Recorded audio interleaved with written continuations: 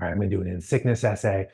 This is from February 2018. I hadn't seen it since then. And so I pulled it up to narrate it to do this.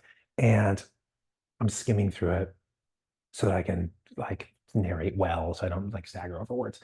And I get to somewhere in the middle and I choke up because I wasn't expecting to be confronted with, I didn't remember what I had written. And that's why I'm reading through it ahead of time. And this friend of mine died, and that's what I'm talking about. And I got choked up when I was skimming through it. And then I'm like, okay, I'll get through this. I've sort of I've gotten past. I can read this now, and I tried to read it, it didn't work. And so this is attempt two at actually reading it. So if I slow down a little here and there, sorry. Um, in sickness, February 9th, 2018. That's just how medicine works. My appointment was canceled again. I got another, "We regret to inform you" notice. They regret to inform me that my appointment has been canceled for an unstated reason, and they invite me to reschedule in a little over 4 months. After already waiting 3 for this slot, 7 months from my original booking, you regret to inform me. I have a lot to say about this. First, you don't regret it at all. Obviously, if you did, you'd wish you could take it back. And of course, I'd allow you to do so. By all means, have a do over, I'd say. Despite that opportunity, you'd stick to your decision every time. This is what I've always found so insulting about rejection notices. It's not the rejection itself I find upsetting, it's the dishonesty. "We regret to inform you." I regret a lot of things. I would take them all back if I could. That's what regret means. It means you would go back in time and behave differently if that were a possibility. What makes "I have no regrets" so insulting is that it implies you stick to your guns however badly they misfired. Your aim was untrue, you pulled the trigger anyway, and you're satisfied with your bullet's path. Collateral damage be damned, I have no regrets. But "we regret to inform you" is even worse because now you're actively lying. It's not a softening of the blow, it's a poisoning of it. Without regret and seemingly without care, you inform me that I have been denied whatever admission or permission I was seeking. When I explain to people how much of a hassle medical care has been, I only get two different responses. One comes from everybody who is not employed by the healthcare industry, and it goes something like this: "That's unbelievable," said in a tone that equably balances sympathy and surprise. The other response comes from everybody who is employed by the industry, and it goes something like this: "Of course, it takes months to get in and see these people. Why wouldn't it?" I used to argue, if it takes 7 months to get an appointment and the patients will be dead by then, what's the point of scheduling at all? What their responses lacked in reason was more than made up for in volume, and they always converged on this sentence: "That's just how medicine works." Yes, I understand that. I understand that in the United States of America in the 21st century, that's how medicine currently works. I haven't failed to notice. That's also not what I'm saying. I'm saying that's not how it ought to work. The system is broken, and if you can't see that, you have a disability. You need more help than I do, but let's keep the topic about my needs. I've been dealing with this for 16 months. There comes a time when parents of toddlers stop counting their baby's age in months. For fear of sounding foolish, they convert to the annual system. But they still use halves: 2.5, 3 years, 3.5, and then it's just whole numbers from there. Once parents give up the tallying of individual months, that's when, in my estimation, infants become actual people. That's the moment when one can be pretty certain this creature will be a permanent resident in the household. With illnesses, the age of years is when they too become permanent fixtures in your life. If you're counting the age of your illness in months, it's just a squatter. As soon as you begin tallying in years, it's given the deed to your property. That's what I'm afraid of. I'm on the verge of foregoing my deed, and I can't get the police to evict the squatter. Every phone call to my doctors and visit to the hospital is the same. Oh, you can no longer work or function. You're sweating profusely. Your blood pressure is 170 over 100. You're shaking in pain. Your oxygen saturation seldom leaves the 80s, and the nausea won't leave you or your toilet bowl alone. Great, we'll evaluate you in 104 days.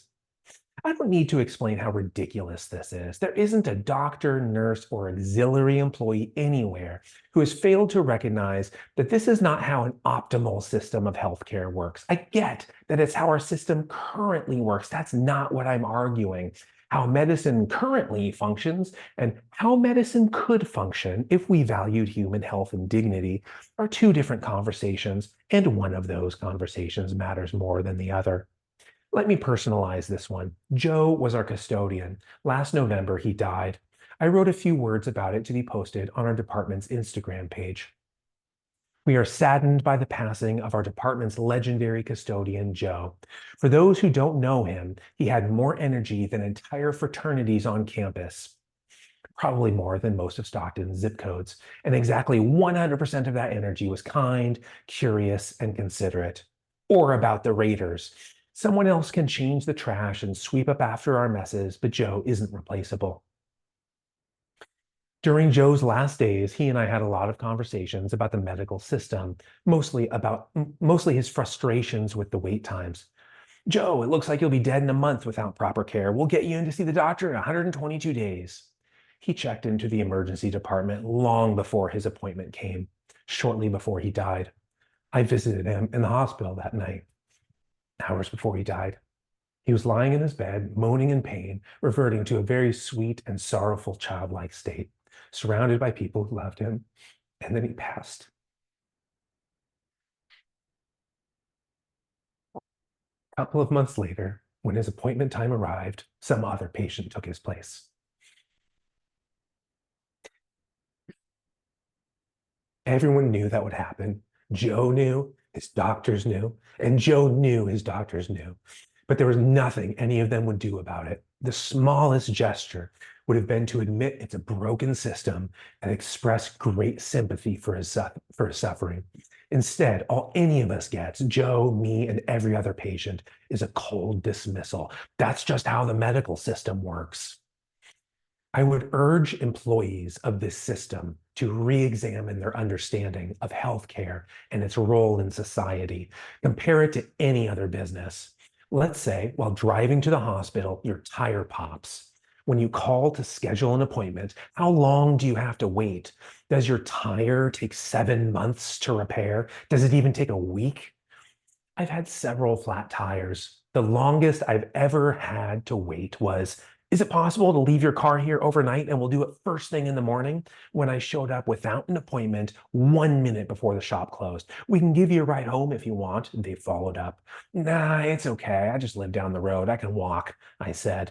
The next morning, when I woke up, I walked back to the shop and my car was ready. That sort of sympathy is unimaginable in healthcare. And this was just a tire, an old worn out slab of rubber. It's not a human being in pain, terrified, confronting mortality. It's a tire. Yet somehow I've never met a doctor who could compete with a mechanic in sympathy, urgency, or decency. If you want to experience tender customer service, i.e., bedside manner, go to the auto shop. You won't find it in healthcare. Not even DMV is as mismanaged or frustrating as medicine. In my experience, the efficiency of action and customer-oriented nature of DMV inspires awe by comparison. Same with the police, AT&T, Walmart. Complain as much as you want about your cell service or the sticky wheel on the shopping cart at Safeway, but you know American medicine is a disaster by comparison to any of those industries. The police seem to get the most criticism, so let's start there. And let's begin with a hypothetical scenario. It's Monday morning at 9 a.m., little bit rainy. The local Bank of America had just opened. Three men wearing Teletubby outfits barge in, pointing guns at the tellers and yelling conflicting demands. Nobody move! And hands up! And put the money in the bag! One confused teller attempts to obey all three commands and is shot for his disobedience by all three men. Another teller reaches under the counter and presses the panic button, alarming the police that a robbery is currently in progress. It's important to notify the authorities as quickly as possible because it will take the officers approximately 14 weeks to arrive. Or how about we compare doctors to firefighters? Let's say your house is burning down. Every minute without intervention permanently consumes more of your home and its contents, your life and its memories. You call the fire department and frantically explain that your attempt at celebrating Guy Fawkes night got out of hand.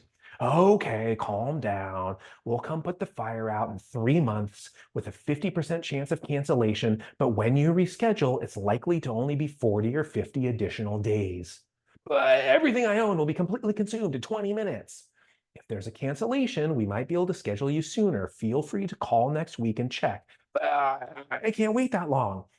I feel like we're talking past each other. That's just how the fire department works. Why wouldn't it?